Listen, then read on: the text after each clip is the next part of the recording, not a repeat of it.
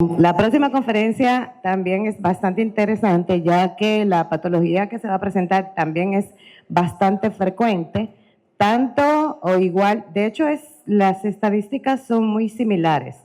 La enfermedad cardiovascular, la mortalidad es aproximadamente de 35%.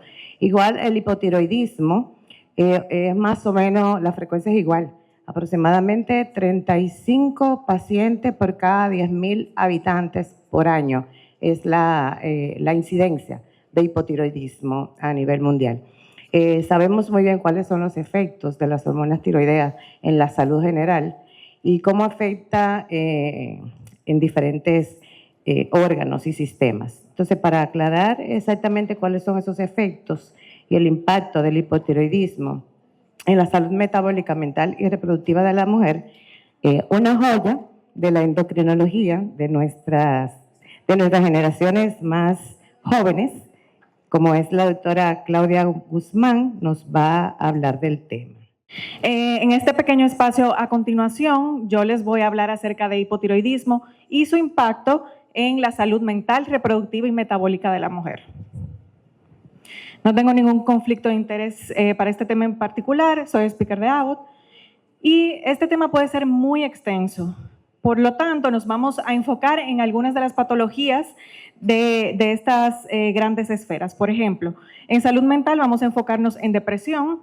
En cuanto a la salud metabólica, vamos a enfocarnos más en dislipidemia y en la enfermedad hepática esteatóxica asociada a disfunción metabólica. Y en cuanto a la salud reproductiva, vamos a enfocarnos más en lo que es la infertilidad. Quiero empezar por la salud mental. Y pues muchos estudios han descrito la aparición acumulativa de síntomas depresivos y trastornos del estado de ánimo en pacientes que tienen hipotiroidismo. De igual forma, nosotros hemos visto que las enfermedades tiroideas son bastante frecuentes en pacientes que tienen depresión. Entonces, desde hace mucho tiempo se ha hecho el interrogante de si existe alguna asociación y qué magnitud tiene esta asociación. Entonces, ¿qué sabemos hasta ahora? Que la disfunción tiroidea sí se vincula con una disminución de la calidad de vida en cuanto al dominio mental, ya que disminuye el estado de ánimo, afecta la concentración y afecta la memoria. Específicamente, el hipotiroidismo se asocia de manera significativa con alteraciones de la salud mental, como depresión, deterioro cognitivo e incluso, en menor medida, con ansiedad. Sabemos que las enfermedades tiroideas son mucho más frecuentes en mujeres que en hombres y que esta frecuencia va aumentando con la edad. Por su parte, la depresión y los trastornos de ansiedad son bastante prevalentes en la población en general y son más frecuentes en las mujeres que en los hombres. La prevalencia en Estados Unidos de depresión es del 6.6% y de trastornos de ansiedad del 18.1%, y podemos ver que esto no es nada despreciable. Sabiendo que el hipotiroidismo está asociado con un mayor riesgo de depresión, pero hay que enfatizar que la intensidad y la relevancia clínica de esta relación va a variar según el grado de disfunción tiroidea. Es decir, si la paciente tiene hipotiroidismo manifiesto o si es hipotiroidismo subclínico, y también de la población que se esté estudiando. Metaanálisis y estudios poblacionales demostraron esta asociación, que ya sabemos, del hipotiroidismo manifiesto y depresión clínicamente relevante, con unos odds ratio muy variables entre los estudios, entre un 1.3 hasta uno bastante considerable, 3.3, según el diseño del estudio y de la población. Parece ser que hay una asociación más fuerte en mujeres que en hombres y las pacientes femeninas muestran mayores probabilidades de depresión en el contexto de hipotiroidismo. Algo súper interesante es que los estudios de aleatorización mendeliana sugieren que hay una relación causal entre el hipotiroidismo y la depresión, especialmente en mujeres, pero pues necesitamos más estudios longitudinales para confirmar esta asociación. También recientemente se han relacionado enfermedades autoinmunes con trastornos psiquiátricos, por ejemplo, la conexión entre la esquizofrenia o psicosis con los anticuerpos versus el receptor de NMDA. Los trastornos de tics se han asociado con un aumento de títulos de antiestreptolicina y pues en la tiroides siempre, o sea, desde hace mucho tiempo se ha estado estudiando si la autoinmunidad tiroidea también influye en la aparición de estos trastornos del ánimo. Para esto, les traigo aquí un estudio que fue publicado en el 2018, en el cual se estudió la asociación de estos trastornos del ánimo con la tiroiditis autoinmune. Fue un estudio que incluyó 22 estudios y tenía en total, incluyó 44.388 pacientes. ¿Qué se vio en este estudio? Que el odds ratio de depresión aquí fue que se vio que fue bastante alto, de 3.31, y en ansiedad un poquito menos, de 2.32. Tomando en cuenta que sí tuvo una significancia estadística, pero también hay que tomar en cuenta que hubo mucha heterogeneidad en los estudios de este metaanálisis.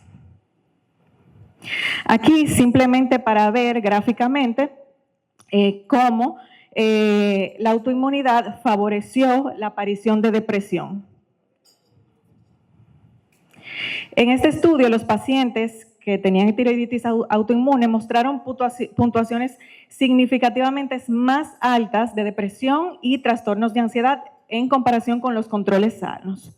Estos pacientes con enfermedad tiroidea autoinmune presentaron una mayor probabilidad de recibir diagnósticos de depresión y trastornos de ansiedad, y pues este hallazgo tiene importantes implicaciones para los pacientes y podría conducir a la elección de un tratamiento temprano, no exclusivamente psicoterapéutico, de este trastorno orgánico.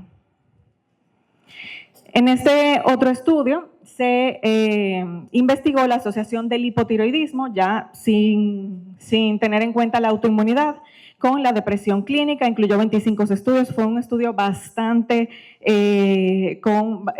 grande, con 348.014 pacientes, y en este se vio una relación discreta, mucho más baja que la que vimos en el anterior, con un OR de 1.3. El análisis por subgrupos encontró una asociación más fuerte con hipotiroidismo manifiesto, comparándolo con el hipotiroidismo subclínico, y algo interesante también que ya habíamos hablado es que en las mujeres el OR fue mayor que en hombres, y en este estudio no se encontró asociación con autoinmunidad. ¿Qué podemos entonces concluir de este estudio? Pues que el hipotiroidismo manifiesto sí se asocia con depresión y que es más frecuente en mujeres. En este otro estudio, este es diferente porque es un estudio longitudinal de seguimiento de 10 años, en la cual fue en pacientes eutiroideos y compararon los niveles de TSH en rangos eutiroideos con la aparición de depresión, y se vio una relación en forma de U. ¿Qué significa? Que pacientes que tenían T4 libre baja, pues presentaron más probabilidad de tener depresión, y también los que tenían T4 libre alta, o sea, los extremos. Y pues, ¿cuáles son los mecanismos fisiopatológicos? En realidad, los mecanismos neuropatológicos siguen siendo desconocidos, pero hay muchas teorías. En el cerebro tenemos muchas regiones con receptores de hormonas tiroideas, como la amígdala, la corteza, el hipocampo, y se ha visto que niveles disminuidos de T3 libre y T4 libre afectan el flujo vascular cerebral, y esto puede conducir a neurodegeneración y deficiencias neurocognitivas. También en estudios hechos en animales se ha visto que la tiroiditis de Hashimoto puede provocar neuroinflamación y cambios afectivos. Esto implica que los anticuerpos antitiroideos pueden iniciar respuestas inflamatorias en el cerebro, y esto pues al final puede resultar como desórdenes del ánimo. Entonces, en este estudio, como ya les había hablado, se observaron patrones de atrofia similares en subregiones específicas del hipocampo, tanto en hipotiroidismo subclínico como en hipotiroidismo manifiesto. El grupo con hipotiroidismo subclínico presentó una disminución más pronunciada, que era lo que les decía, que el grupo de hipotiroidismo manifiesto. Esto es algo curioso, interesante, que luego se tendrá que estudiar. Y las correlaciones negativas entre los niveles de hormonas tiroideas y los valores de conectividad funcional sugieren que las hormonas tiroideas podrían desempeñar un papel fundamental en el deterioro funcional cerebral en los pacientes que tienen hipotiroidismo. Desde el punto de vista metabólico también, el hipotiroidismo se asocia con resistencia a la insulina, dislipidemia y aumento de citoquinas proinflamatorias, y esto pues pueden agravar los síntomas depresivos. Los niveles de TSH y el índice heterogénico plasmático incluso son predictores de la severidad de la depresión.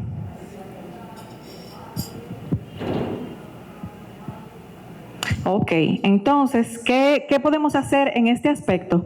Pues podríamos realizar pruebas de detección de síntomas de depresión y ansiedad en los pacientes que vemos en la consulta que tienen hipotiroidismo o que tienen alguna enfermedad tiroidea autoinmune. Aquí les traje esta, que es la PHQ-9, la pueden buscar en MedCalc o cualquier otra calculadora que les sirva, y podemos de esta manera identificar esos pacientes que pueden tener trastornos del estado de ánimo en estos pacientes que tienen hipotiroidismo.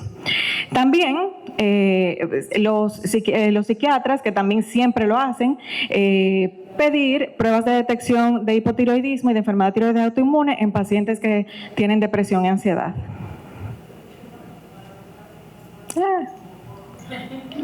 Entonces, también es importante tener en cuenta la función en general, la función tiroidea, el estado metabólico y los elementos antioxidantes, o sea, de lo que hablamos de las vías del nimetox, porque estos elementos antioxidantes son importantes en la síntesis de hormonas tiroideas, como ya sabemos, el selenio, el zinc, y esto no es diferente en pacientes que tienen depresión.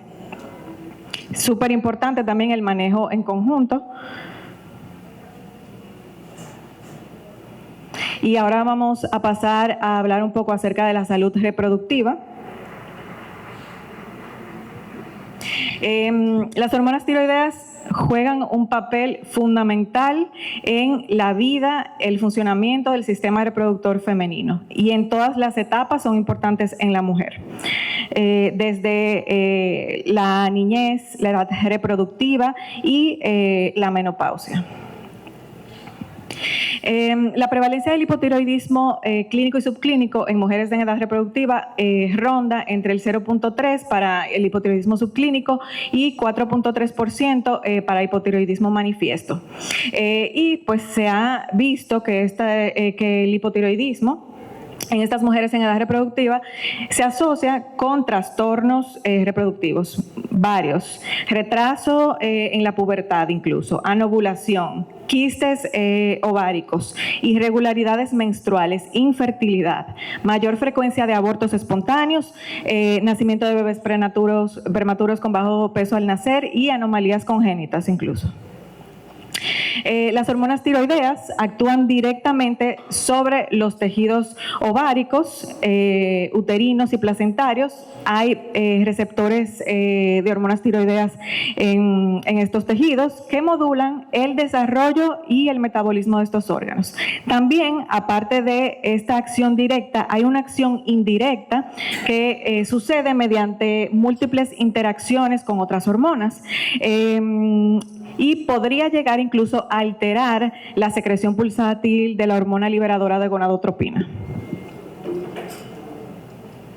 Aquí tenemos una imagen para que veamos los diferentes efectos que tiene el hipotiroidismo en el ovario, en el endometrio y en la placenta. Entonces, en el ovario se ha visto que el hipotiroidismo induce una disminución de foliculogénesis, una disminución en la ovulación, atresia folicular, también aumenta el estrés oxidativo y disminuyen los receptores de GLUT1, que eso hace que en el mismo ovario haya una resistencia a la insulina.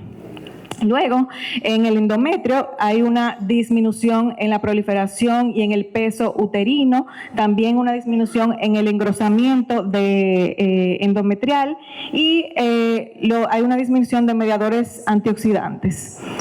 En cuanto a la placenta, también el hipotiroidismo tiene muchos efectos. Disminuye el peso placentario y el peso fetal. Es un riesgo, un factor de riesgo para preeclampsia, también para abortos espontáneos.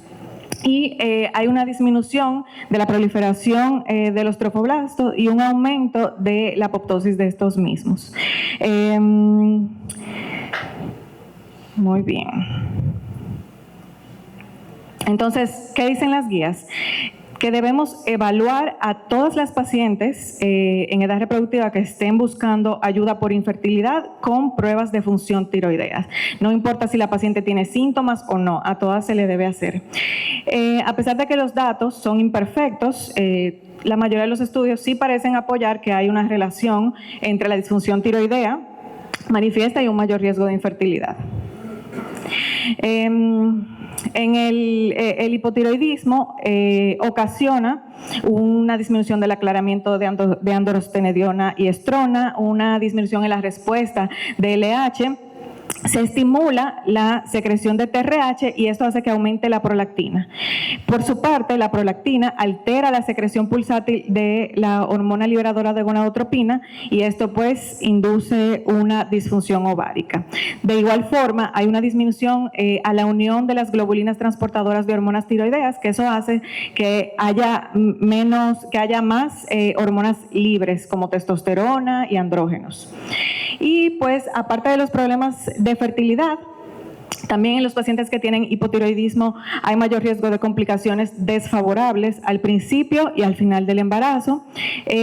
La prevalencia de alteraciones menstruales en pacientes que tienen hipotiroidismo es bastante alta, de un 25 al 60%, comparándolo con solo un 10% de las pacientes eutiroideas. Y la alteración más frecuente que se ve en pacientes que tienen hipotiroidismo es oligomenorrea.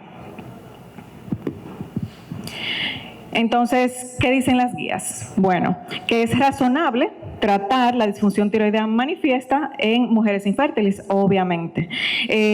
Aquí tenemos una imagen, una gráfica, que aquí tenemos la T3 libre y este es el conteo folicular. Vemos que a menor T3 libre hay menor conteo folicular, lo que se traduce en disminución de la fertilidad.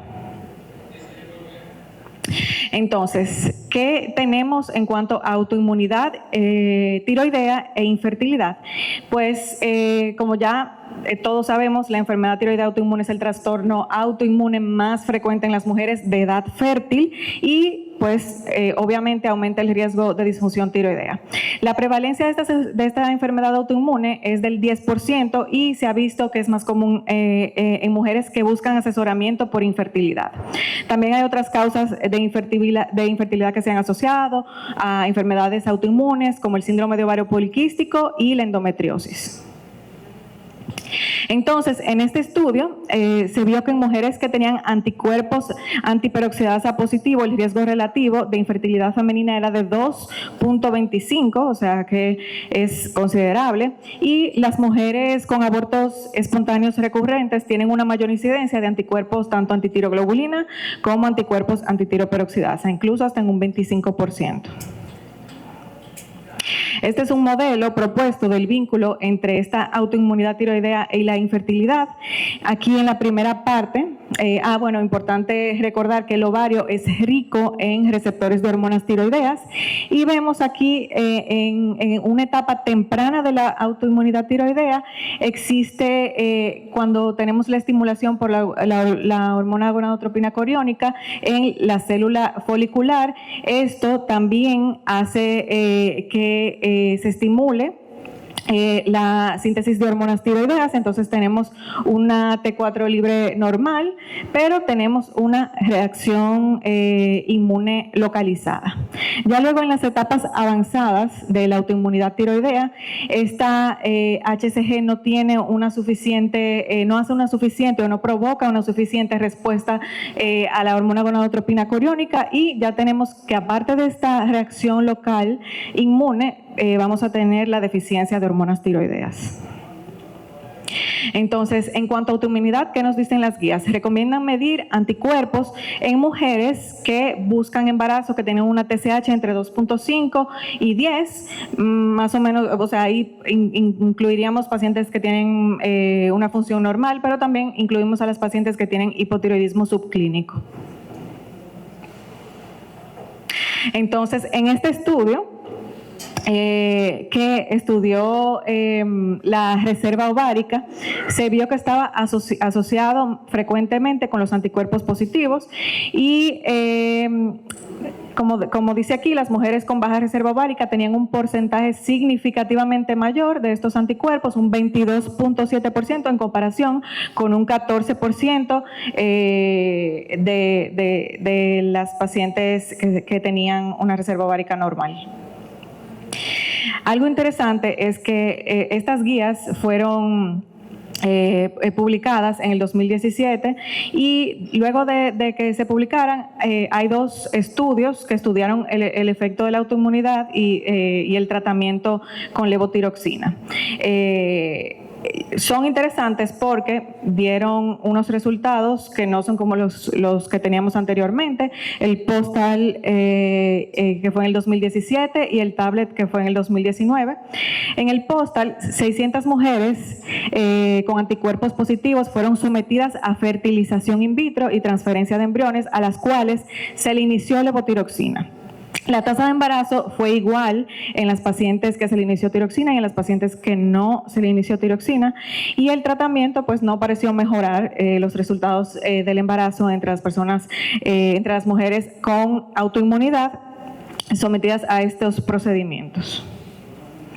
El tablet fue un estudio en mujeres para estudiar la concepción, o sea, no era que estaban haciendo terapia asistida de reproducción, y en se estudió la levotiroxina versus el placebo en pacientes eutiroideas con anticuerpos positivos.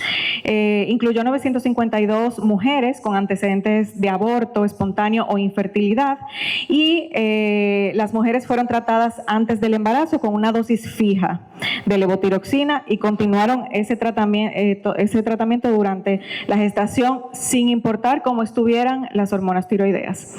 El resultado primario fueron los nacidos vivos después de las 34 semanas de gestación, y se vio en este estudio que no hubo un cambio significativo de las tasas de nacidos vivos, ni tampoco en los resultados secundarios como aborto espontáneo. Pero este estudio tuvo muchas limitaciones. La dosis de hormona tiroidea, como les dije anteriormente, se fijó en 50 microgramos al día y no se ajustó después de la confirmación del embarazo. No hubo un grupo control con anticuerpos negativos, y la población de pacientes era una mezcla de pacientes infértiles y aquellas que tenían antecedentes de aborto espontáneo. Las pruebas de anticuerpos anti-TPO no se realizaron en un solo laboratorio, que eso puede traer sesgo. Gracias. Entonces, la levotiroxina se suspendió en pacientes que desarrollaron pruebas tiroideas anormales, que fue un 10%. Por lo tanto, los resultados negativos se aplican solo a las mujeres que mantuvieron una función normal antes y durante el embarazo. Entonces, no se pueden sacar conclusiones para las que desarrollaron insuficiencia tiroidea. Entonces, este es un estudio interesante porque estudió los niveles de TSH y la reserva ovaria en pacientes eutiroideas, y se vio que incluso en estas pacientes eutiroideas, a mayor TSH, menor reserva ovaria. Esto sugiere que la disfunción tiroidea sutil, incluso, porque estamos hablando de rangos normales, se asocia con una reserva ovárica disminuida en mujeres infértiles antes del tratamiento o la terapia de asistencia reproductiva. Muy bien. Entonces, ¿qué tenemos para recomendar en estas pacientes? Debemos evaluar las pruebas de función tiroidea en todas las mujeres que buscan atención por infertilidad, como ya habíamos mencionado. Tratar con levotiroxina a mujeres con hipotiroidismo manifiesto, obviamente, a todo el mundo. Considerar levotiroxina en hipotiroidismo subclínico, especialmente si hay riesgo de progresión de este hipotiroidismo subclínico, aunque ya vimos que la evidencia sobre la mejora de la fertilidad es limitada. No recomendar tratamiento con levotiroxinas a mujeres eutiroideas con anticuerpos tiroideos positivos, solamente en caso de que la paciente se vaya a someter a técnicas de reproducción asistida, donde sí se puede considerar. Importante que no debemos hacer un cribado universal de autoanticuerpos tiroideos en la población fértil. Entonces, eso fue todo de la salud reproductiva. Ahora vamos a la salud metabólica. En la salud metabólica tenemos el gran síndrome metabólico, que ha tenido variaciones en su nombre, pero que todo significa lo mismo. Tenemos lo que le han llamado el síndrome cardiorrenal metabólico y el síndrome, la enfermedad metabólica sistémica. Entonces, ¿qué incluyen estos conceptos? Incluyen pacientes que tienen dislipidemia, hipertensión, diabetes o resistencia a la insulina, obesidad central y enfermedad hepática esteatóxica asociada a disfunción metabólica. Tenemos aquí que mientras las hormonas tiroideas estén normal y haya suficiente receptor de hormonas tiroideas beta en el hígado, vamos a tener un hígado normal. Mientras esto cambia, disminuye para las hormonas tiroideas o aumenta para la TSH, pues ahí tenemos muchísimo más riesgo de desarrollar estas enfermedades hepáticas, y se sugiere que en pacientes que tengan enfermedad esteatóxica inducida o asociada por disfunción metabólica, que tengan mucho tiempo con esta enfermedad, se investigue el hipotiroidismo, y también considerar en pacientes que tienen hipotiroidismo con mal control, estudiarlos para esta situación. Muy bien, y a pesar que la obesidad, el síndrome metabólico y la diabetes tipo 2 son factores de riesgo, los más comunes para el desarrollo y la progresión de esta enfermedad esteatohepatótica, ¿qué palabra dije?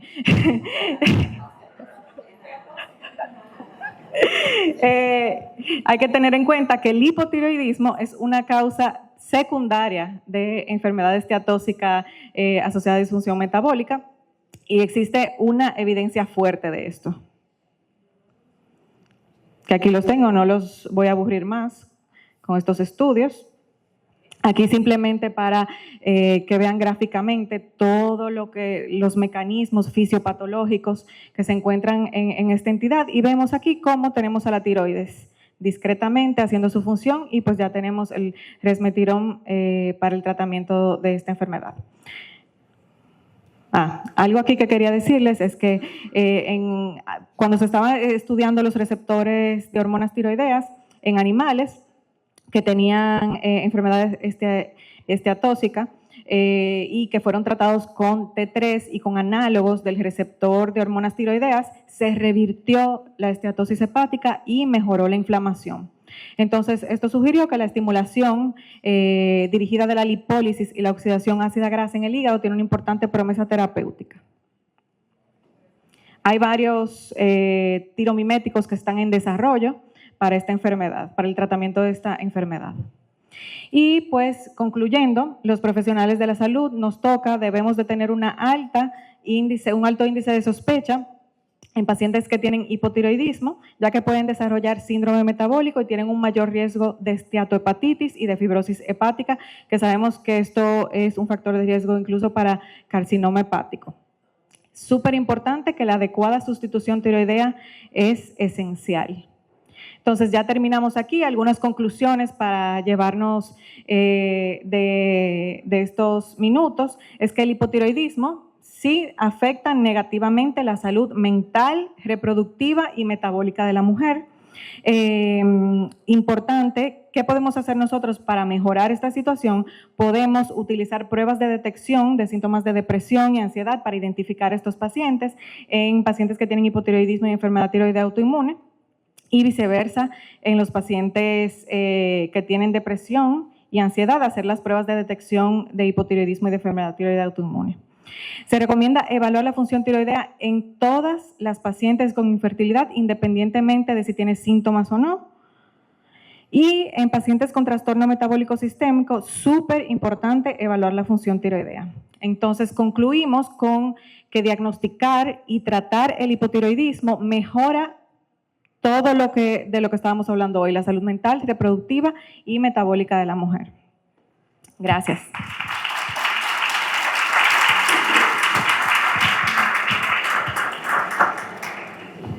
Excelente, Claudia. Y de hecho, el diagnóstico del hipotiroidismo es muy simple. Con solo realizar una TSH basta. Una TSH elevada nos hace el diagnóstico. El diagnóstico oportuno y un referimiento oportuno es lo más importante.